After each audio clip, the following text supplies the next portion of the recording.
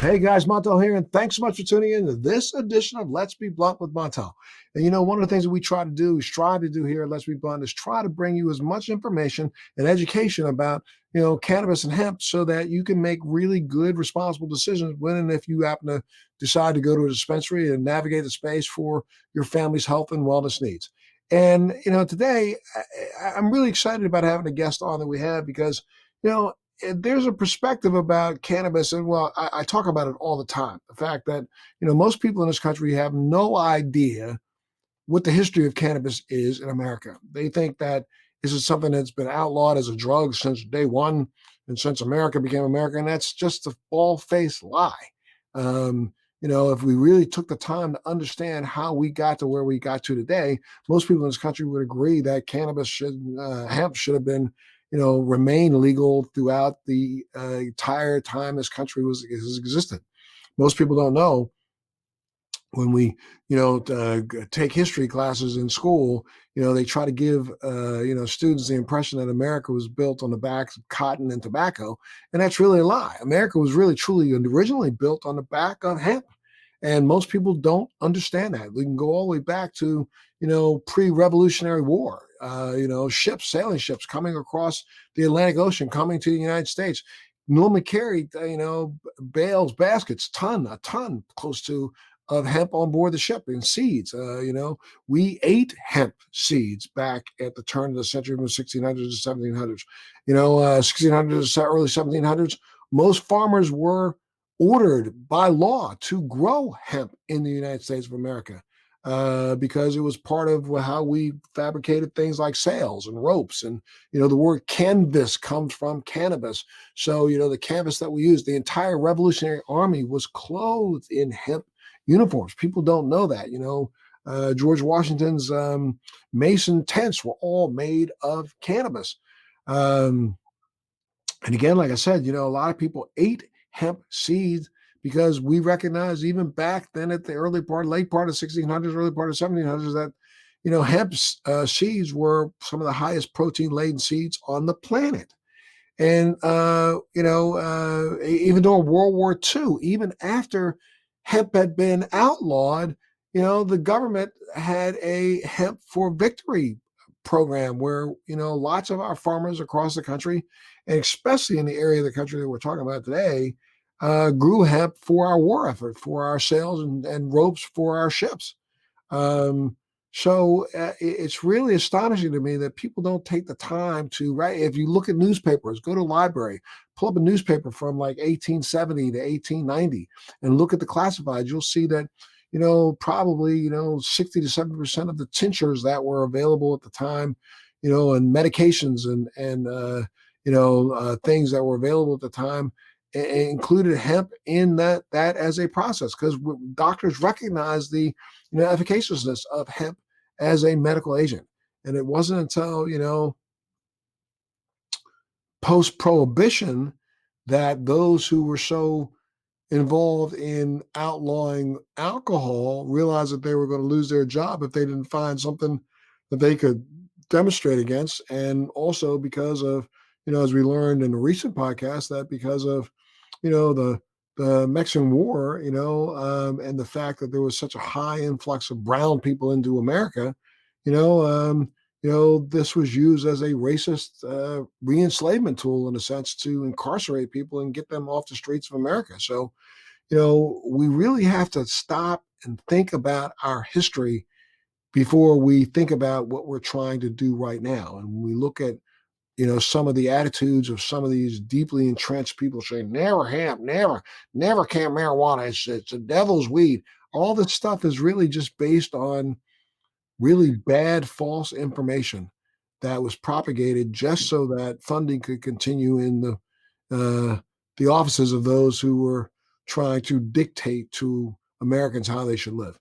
And that's why, again, I'm excited about our show today, because our guest today is a native of Lebanon, Kentucky. I said Lebanon, Kentucky.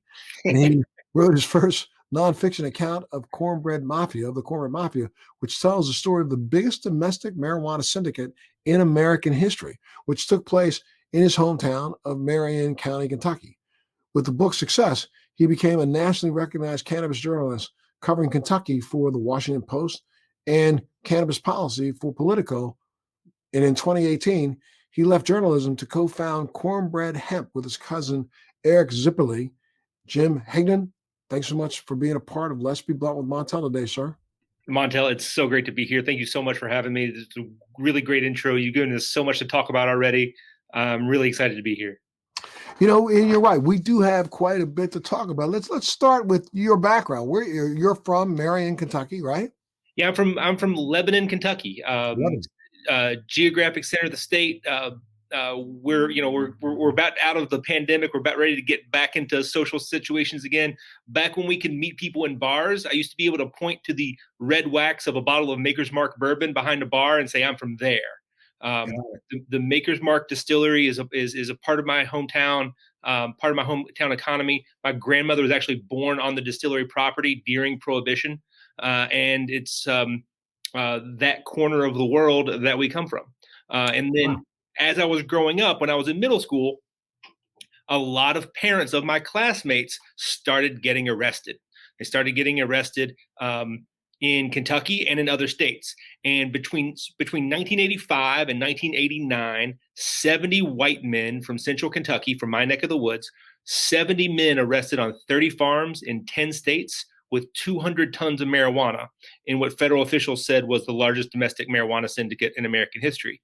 But of these, and federal law enforcement said that then, but then if they had looked back to 1710 to 1770, you would have realized that every single farm was the largest domestic cannabis grower in the country. Well, the largest in Kentucky in the early 19th century was Henry Clay, who was Speaker of the House of Representatives in D.C., running something like 25 enslaved black men to work his hemp fields outside the Lexington area in central Kentucky. So. Go ahead. Finish that. No, there's the first documented hemp crop in Kentucky is 1775, when Kentucky was still a county of the colony of Virginia. So it's been part of Kentucky culture since before the Revolutionary War, before statehood. It's been a part of Kentucky culture since the beginning of Kentucky, even when it wasn't legal. So the Cornbread Mafia element to this takes place between the Hemp for Victory moment that you were talking about during World War II and our current state of re-legalizing, because we're not legalizing cannabis at a national level, we're re-legalizing it, as you've pointed out. And we're in this transitional period of changing the way that we see this plant that had been such an important part of our agricultural economy before it was used, as you point out, for racist enforcement of communities of color by imposing laws upon them, incarcerating them, stripping them of their right to vote, so that they couldn't be productive members of society. And if we look back at the legacy, you just nailed it. You look back at the legacy of hemp and cannabis in Kentucky, dating back to the 17th century.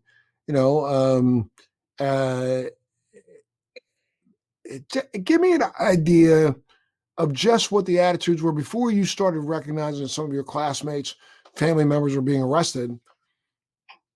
I'm sure that, it was just part of society that nobody talked about, nobody made a big deal about, but I'm sure that every now and then some people sat back on their back porches and smoked a hemp cigarette or smoked cannabis, and nobody made a big deal about it, right? In the, 60s and 50s and 60s and 70s in Kentucky. So my book reporting for Cornbread Mafia goes down this road. I'm trying to figure out when I'm working on that book, how far back can I go in living memory? What's the oldest living memory I can get of cannabis from where I'm from, and how does that attitude change over time? And principally, it goes back to the other big question of the book that I was reporting. Why did this thing happen in central Kentucky? Why was the biggest marijuana syndicate in American history in central Kentucky and not California or Texas or Florida or New York. Like, why did it happen in my community? And the reason came back over and over again to almost every one of these men that were arrested were Catholic, grew up Catholic, raised Catholic. I'm from a Catholic community, a rural white Catholic community in central Kentucky. What's this connection? And it came back to, as you point out, prohibition. Because before prohibition, in my town, there were 9 active alcohol distilleries employing hundreds of Catholic men. And the moment alcohol becomes illegal in 1919, all of those men are put out of a job. Only thing they know to do to support their families is criminalized. So they have a choice to make. Do they break the law to support their families, or do they let their families go hungry? And as a community, this whole community decides to break the law together and to keep a culture of silence to prevent outsiders, federal investigators from prosecuting and persecuting the community by being really tight-knit and keeping their mouth shut. So it fostered this culture of us against them, of our community against the world.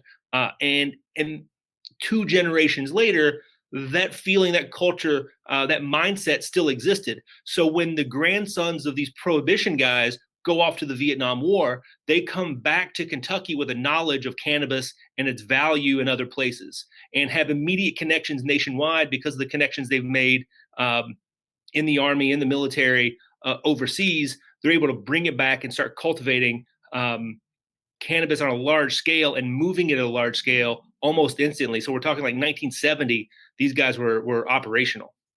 And we're talking 1970, when a lot of people, I can remember back in 70, 71, 72, where, there used to always be this big saying about Mexican weed, but the Mexican weed that we were probably getting up on the East Coast was probably Kentucky weed.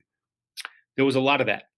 Before these cornbread guys had established a name for themselves that Kentucky was a good place to grow cannabis, they were disguising the Kentucky grown weed as if it were grown in Mexico, Colombia, Panama, Jamaica, places where people were familiar with getting marijuana. They would lay it out on the ground and spray it with lemon juice to make it to change its color so they could say it was from a different place. Before Kentucky had a reputation on its own. And then by the mid 80s rolls around, when Kentucky has established itself as a great place to grow cannabis, now they're growing cannabis in other states because helicopter enforcement from the Kentucky State Police has run them out of Kentucky. So they're growing it in Midwestern states, bringing it back to Kentucky and selling it as Kentucky grown cannabis to buyers, in some cases from the same state they had grown it in. Like, they're growing it in Ohio, bringing it back to Kentucky, and then selling it to people in Ohio as if it's Kentucky weed because it has more value that way. And, I remember, and this is a walk down memory lane, but I can remember as a kid and, my high school years, and I'm thinking, I don't know, it might've been 71, 72. I remember one friend who I played a band, and my bandmates were always getting it. And I remember one time at one guy literally got the most weed I'd ever seen in any given setting, was maybe about 2 pounds worth, and he bought it to band practice, and we were to chop it up and help him get ready to move a little bit over around himself. And I remember the fact that he claimed that it was Mexican weed, but it was packed in newspapers. And the newspapers were, I don't remember if it was Kentucky, but I remember distinctly that it was newspapers from the South. And I'm saying to myself, now, how the hell did people in Mexico get a newspaper to pack their weed in before they sent it to the United States? And it was just a question that I'd always had. I mean, I must have asked that question like 60 times. How does Mexican weed come to the United States and U.S. newspapers? And then now you're really answering my question, because it was weed that was grown here in the United States. And, I've known, I will tell you, since in the mid 70s that, contrary to what that belief was by some, that California weed was the best, I had always known that Tennessee, northern Tennessee and Kentucky, and, that area was kind of like the breadbasket of, and up the Appalachian Trail. I can remember walking the Appalachian Trail when I was, got out of high school and was in the military, and I was, we would go take these weekend, vacations and go cruise along the Appalachian Trail. And I can remember seeing pot, just marijuana just growing all along the trail, because I was told that, people had flown above and just dropped some seeds down, making it impossible for them, the DEA, to literally scour all of that real estate to find every plant, right? Mm-hmm. Well, that also goes to once in 1987, when the Reagan administration puts in property seizure, asset forfeiture for cannabis cultivation, it stops being grown on people's farms. People stop growing it on their own property because that property is now at risk. And so growing cannabis on public land becomes the new tactic and technique in the illegal cannabis cultivation space, because it protects a person from getting their land seized as a result of the cultivation. So Yeah, that also may play a part in why someone's being grown along the trail. Yeah, and I mean, I think that's part of the reason why anywhere that they could drop some off on federal property, they were growing as much as they could on federal property, knowing that it wasn't going to be able to be seized. So why don't you, let's go back a little bit and talk about, you graduated from journalism, and from college, right? You went to school for journalism, Yes, and sir. but what made you decide to truck down this path of cannabis instead of going off to write about anything? In '87, hell, it could have been the fall of the wall, and the beginning of what was our Middle Eastern foray into now a 20-year-long war. Why did you choose cannabis over that? Look, you gotta write what you know, and and so I did a lot of schooling to get to a point where I could tackle a book length project. I went to a liberal arts school here in Kentucky called Center College. It's a really good school for me to start out at. I went straight to the Brown University Creative Writing Program, and that gave me the understanding that I could be a professional writer. And I moved to New York, but I was having trouble finding a role as a creative writer outside of journalism. And so I started working in journalism, and then went to the Columbia Journalism School. And the Columbia Journalism School got the techniques and tools necessary to tackle this project. So what was fascinating about this Cornbread Mafia story wasn't just that it was the biggest in American history, according to the feds, but none of these guys talked. Of the 70 guys that were arrested, none of them cooperated. So there was this story here to write, but that no one had ever cracked the nut because no one would talk. And how would you, like, if you could take us on a little journey? I'm so sorry that I have not read your book yet, but I'm going to read it this weekend. I'm hopefully going to get a copy of it, the paperback. And if you had to take us on a journey of the book and just kind of synopsize it, take us on a little journey. Make sure people at home understand why they should go out and get a copy of it to read it, and so they get all the detail. But give us a little bit of a journey, a little taste of your book. sure. So of these 70 guys that were arrested, none of them talk. And so the federal government, the prosecutors, this task force that was created to crack this organization, was stuck.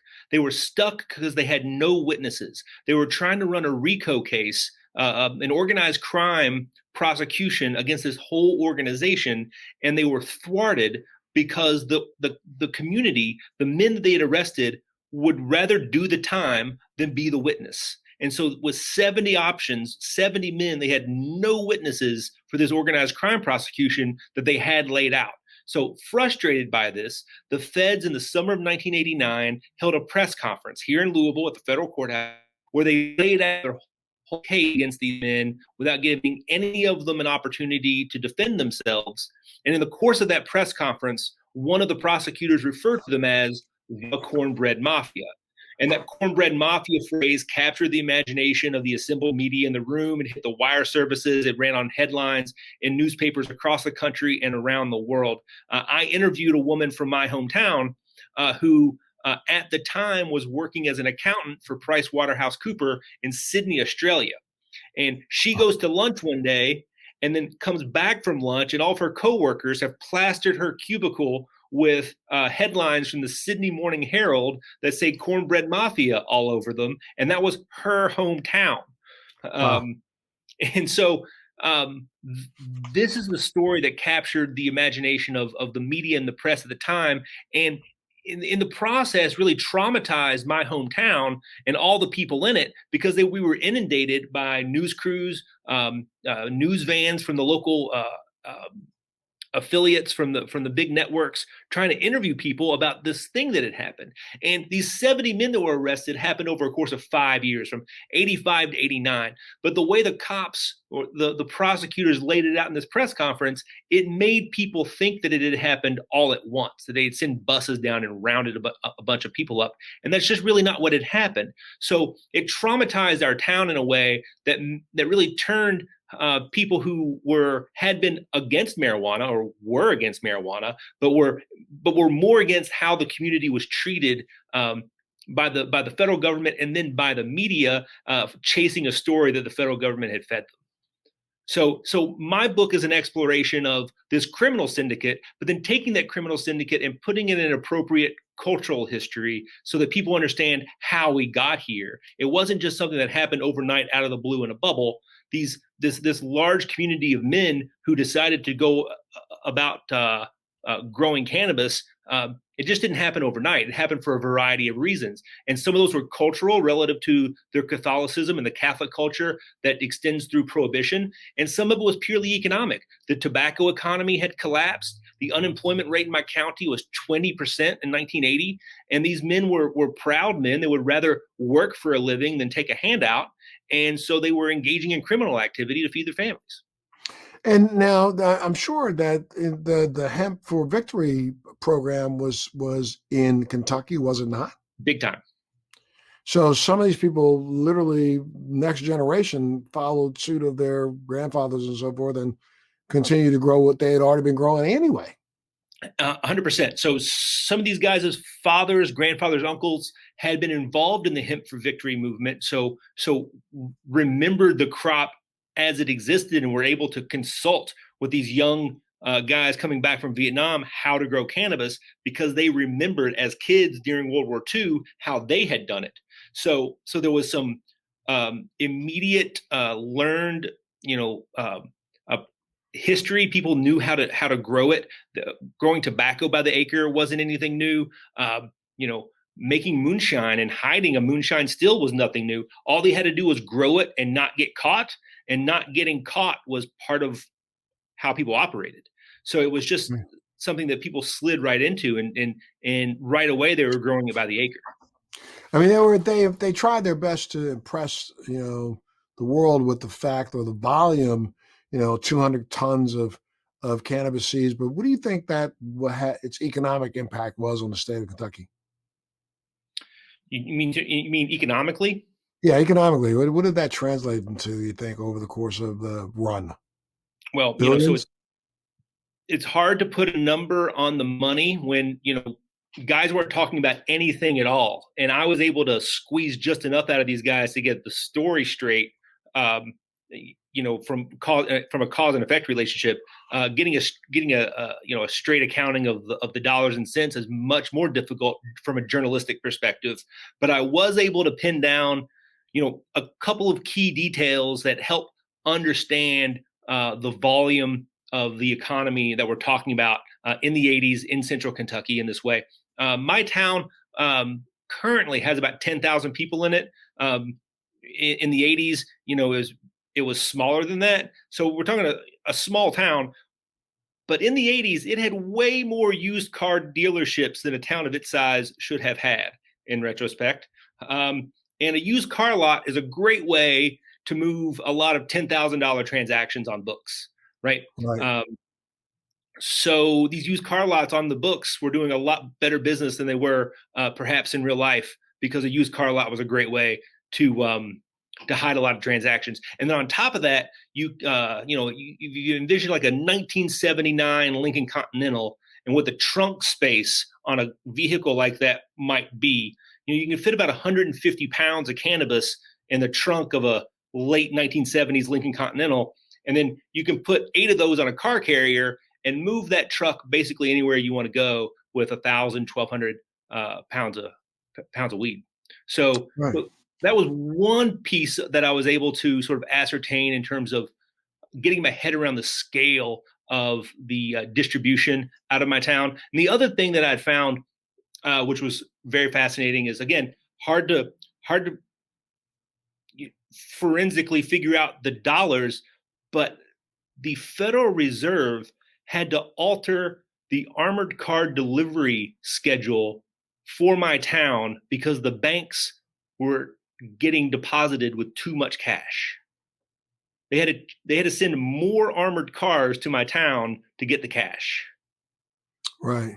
And so it just seems hard to fathom how, during the period of time that the mafia operated, how they were able to hide so much money in plain view.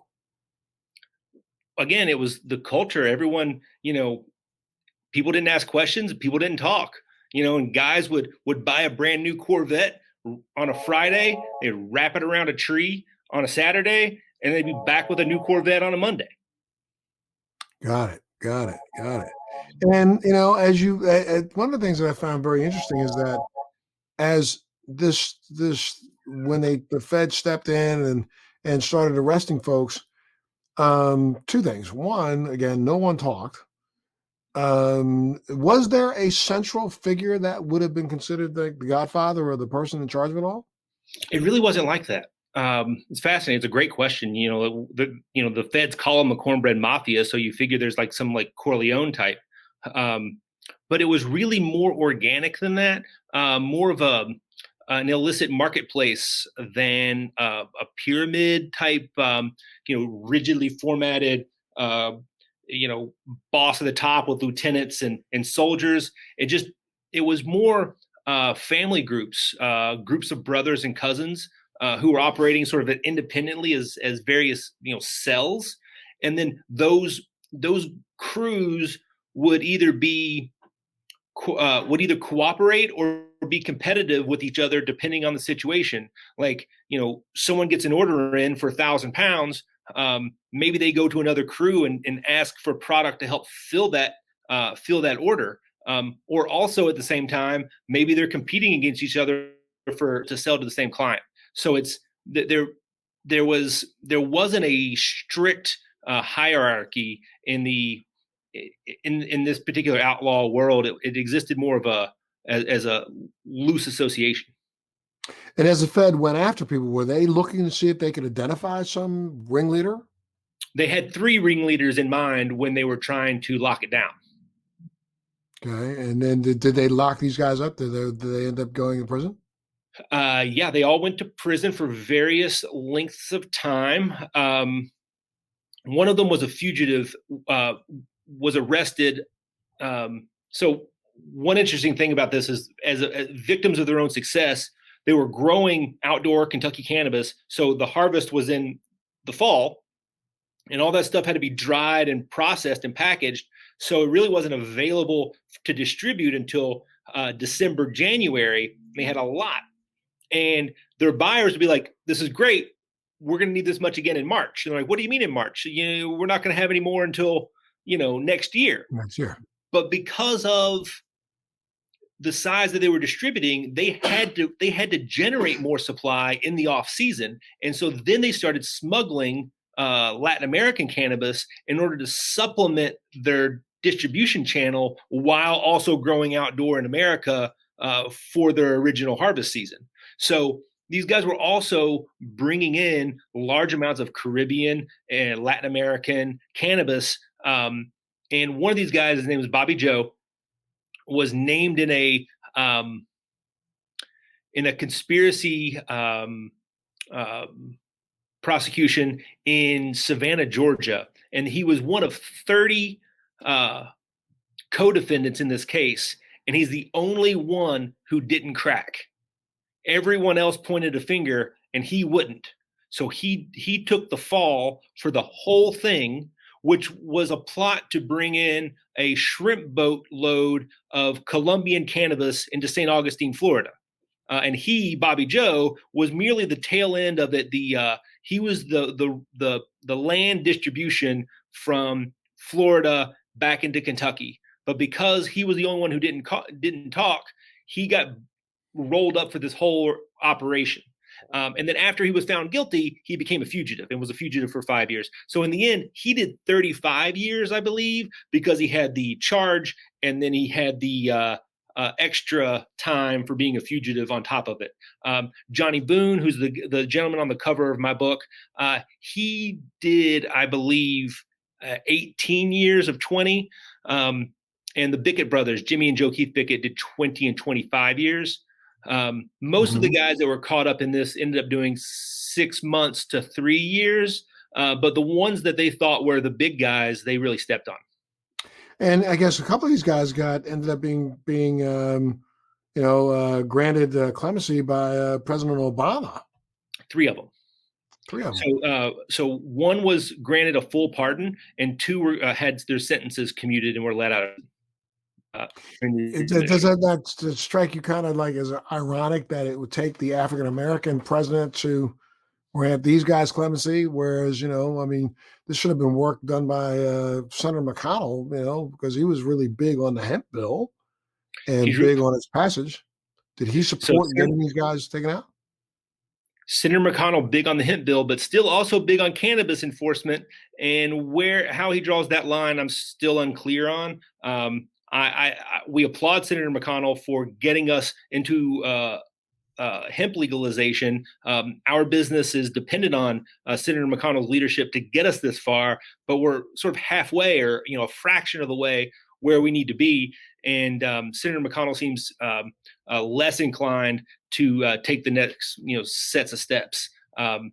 As for it happening under President Obama, of course, we applauded President Obama and his lengthy commutations, not just the 3 from Kentucky, but maybe more than any other president, commuting and granting clemency to drug crimes. But we're still waiting for that blanket pardon, that blanket clemency that folks are asking President Biden for all people who were prosecuted under federal law for cannabis crimes over the years, much like Carter did with draft dodgers for the Vietnam War.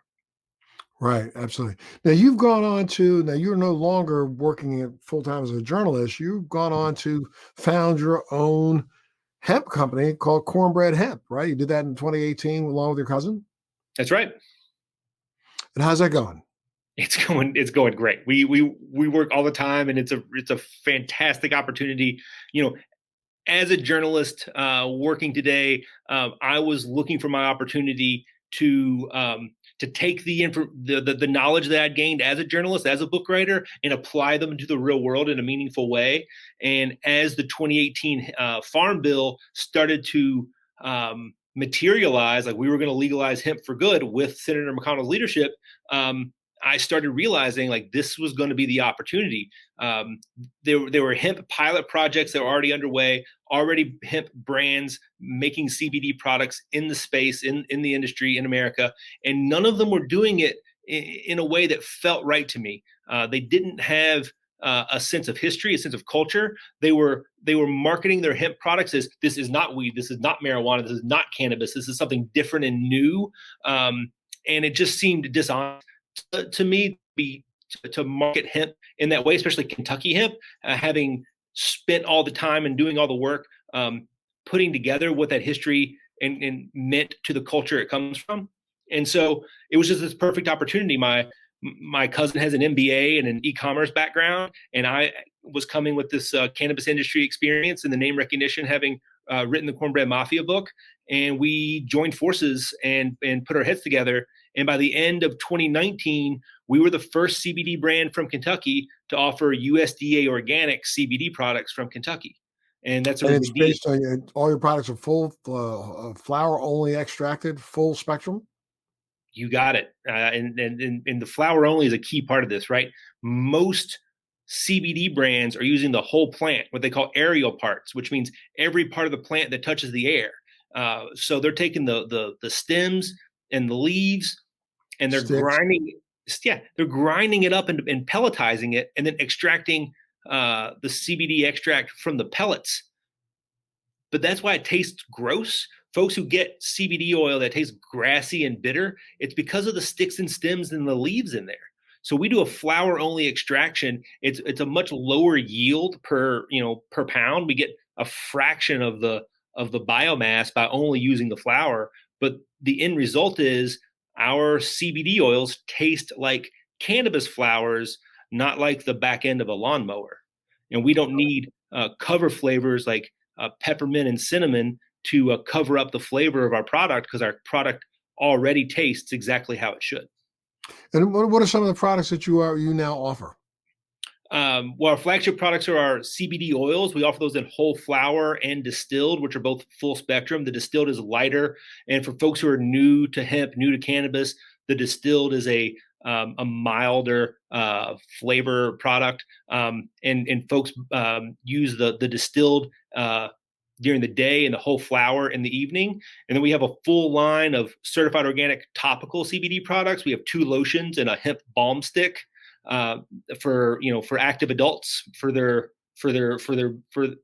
it's funny because the FDA won't let CBD brands market their products and make medical claims. It becomes difficult to talk about what my products are good for. So as we talk about it, I'm catching myself and editing myself on the fly. So if you see me hesitate, it's because our topical products are great for active adults and their muscles and joints, but I can't tell you specifically why or how they might be used and for what reason. Sure. Doesn't it drive you a little crazy though when you take a look at the literally one of the things that has driven me crazy in this industry is the fact that we spend so much time B2B giving information out about how to start a business, but we don't spend a lot of time B2C educating the consumer and giving them some information so that they can make a good decision for themselves. And some of that's constrained by law. You're not allowed to educate the consumer, even though we now know that there's a lot of information that's out there that is peer-reviewed, studied, and published in medical journals all over the world. I don't understand why we have hit this point where we still can't talk about things that are medically reported. Well, it's really instructive where we are in the CBD space as we work to legalize cannabis, that we're going to face the same problem on the other side of cannabis legalization at a federal level. 35 states have medical marijuana programs, commonly understood to be medical marijuana programs. But until the FDA approves cannabis for medical purposes, there can be no federal medical marijuana program, and there can be no marketing of cannabis as medical for any reason until the FDA approves it as such. So we're the hemp-derived CBD, hemp-derived cannabinoid space that we're in now, where Cornbread Hemp is operating, is in a gray area that's the cusp of the turn of the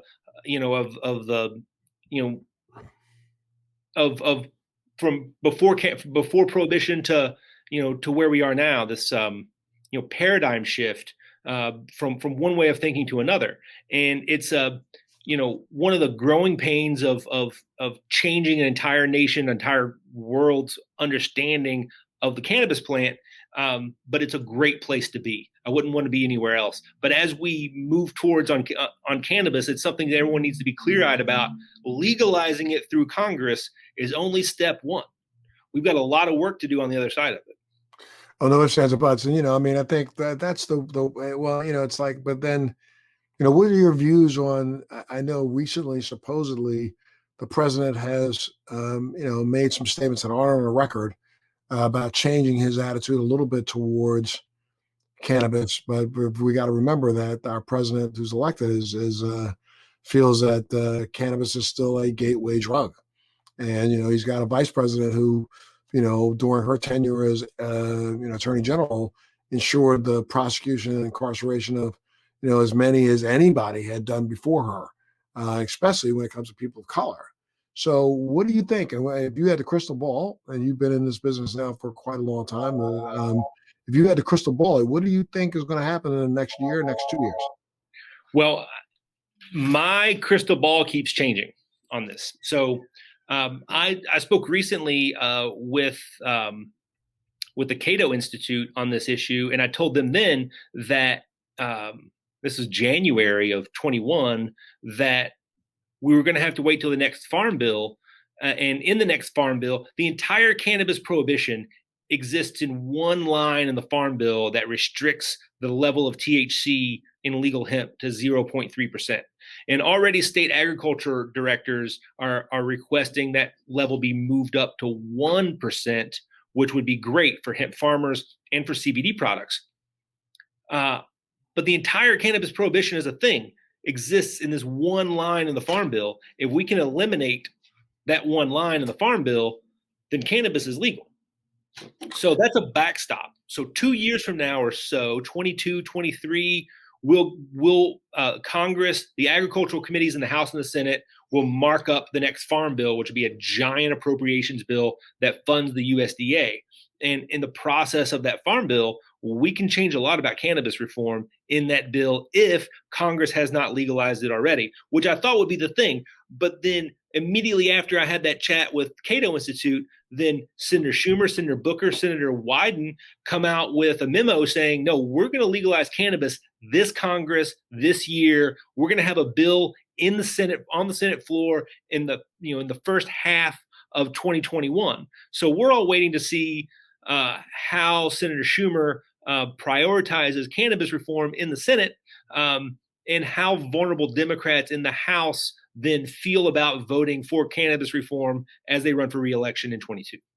Yeah, but and again, now if the Farm Bill changes the amount allowed up to 1%, we still have to do something about this congressional scheduling of cannabis as a Schedule I drug.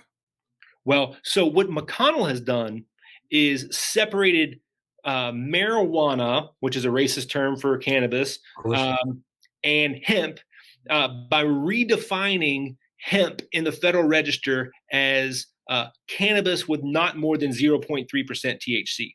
So hemp, as defined by Congress, has been removed from the drug schedules by definition, and then that definition of hemp is 0.3% THC. So all we have to do is move the limit on THC to above, 0.3 to 1%, 2%, 10%, 20%, 100%, and that becomes defined as hemp, and so therefore is removed from the schedules. Right, but I mean, if we limit it to 1%, you still have cannabis that right now what we've been doing in this country, which is, I think, insane, and that's this battle to see how high a percentage of THC we can breed into a plant that was never meant to have that much THC in it to begin with, is really ridiculous. And what we're seeing in legal states is that trend is going in the other direction. We're getting more balanced strains now that people know what to look for. It's very similar to alcohol prohibition, where moonshine was over 100 proof because it was more difficult to transport lower proof alcohol. So they were making as strong alcohol as possible because it was illegal. And similar to cannabis, when cannabis was illegal, they were breeding highest possible THC levels. But now that it's becoming legal, the ratio between THC and CBD is becoming more important, and those levels seem to be coming down a bit. And going back to where it was, I mean, I can remember cannabis in the early 70s that probably had no higher than 11% THC in it, and it was really good cannabis. I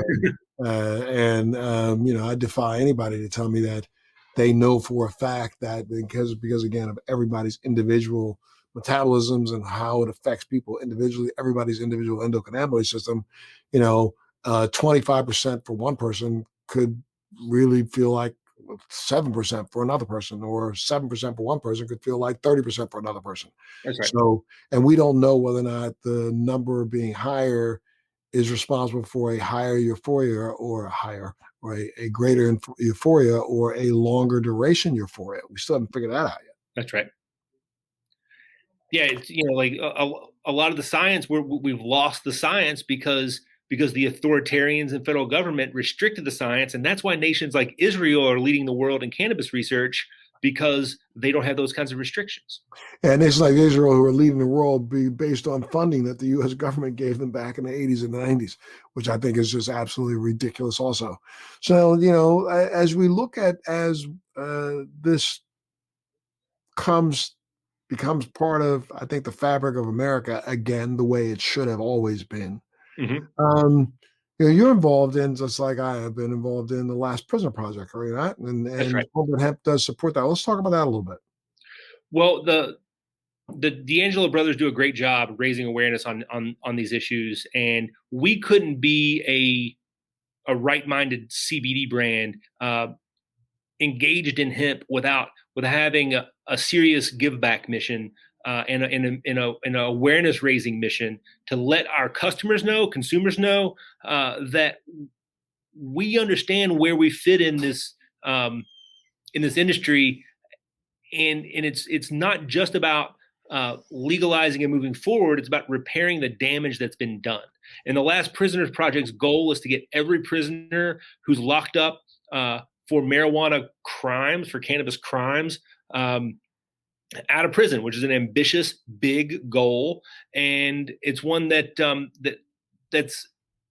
in line with my journalism work and now our business. It was really easy to support. So we've during the holiday season, we gave our customers an opportunity to donate to the Last Prisoner Project upon checkout, and we're also doing some work this year to raise as much money as we can to help that effort. Great. You want to add anything else? Anything else you want to add?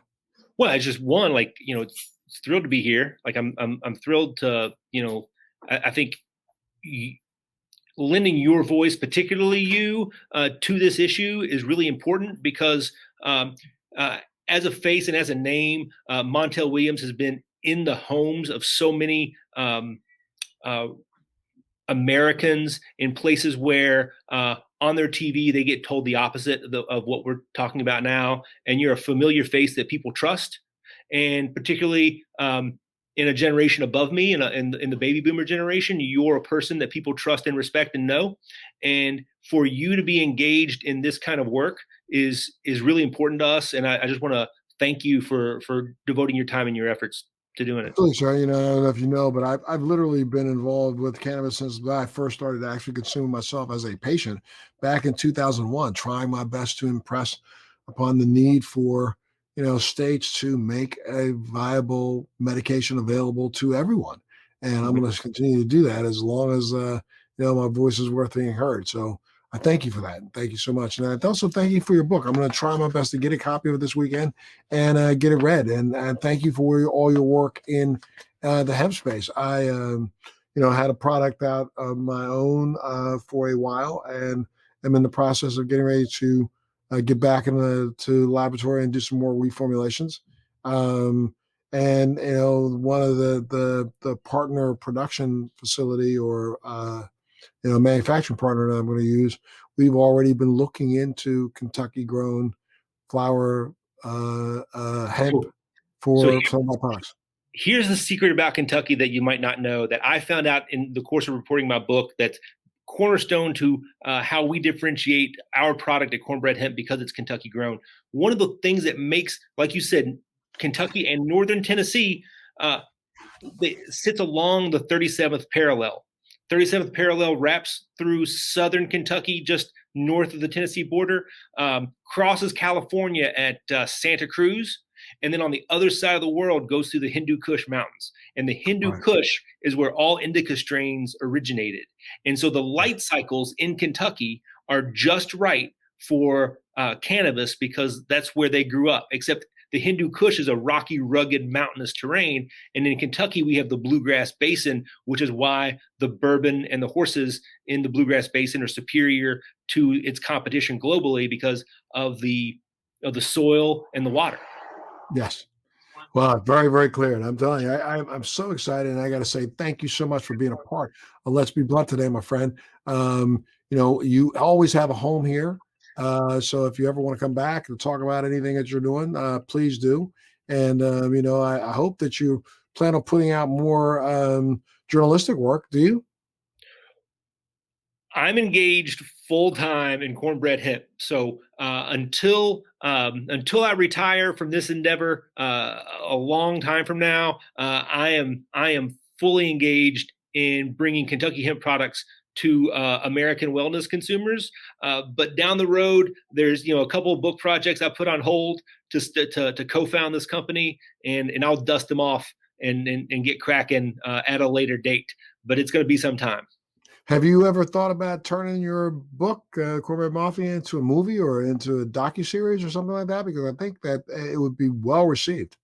Thank you. I appreciate that. Docu-series would be difficult. The book to film rights were caught up in what I learned was development hell in LA for quite some time. I've now sprung those loose, and we're talking to interested parties right now. Hour-long TV drama, Netflix, Amazon would certainly be the appropriate landing place for the project. I would love for it to start in the 70s and every season be a subsequent presidential administration. So it starts in the Nixon administration and it goes into the Carter administration and then it goes into the Reagan administration. And you get to see how the laws change around this community, around the same cast of characters as they're engaged in the same sort of work. Sure, that's a very, very interesting way to roll it out. Yeah, I'd love to see if I could help you do that. So we'll talk about it at another occasion. So, Okay. sir, thank you so much, Mr. Higdon, for being a part of the show today. I think that you've just schooled us all, and I think my viewers are really going to appreciate it. So, and if they want to get some information, where do they go? What's the website? They go to cornbreadhemp.com. They go to @cornbreadhemp on Instagram and Twitter. We're on Facebook. We're on LinkedIn. We're on Pinterest. Come find us. And you can get the copy of the book on Amazon, Cornbread Mafia? Sure. Cornbread Mafia, sure, it's available on Amazon, but also encourage folks to go visit their local independent bookseller and ask them to get it as well. Great. Super. Thank you so much, sir. You stay well. And you make sure you keep tuning in to Let's Be Blunt with Montel. Thanks for joining me on Let's Be Blunt with Montel. Please make sure you're subscribed and hit the bell to be notified when new episodes post each week. We'd love to hear your feedback also, so please send us your comments.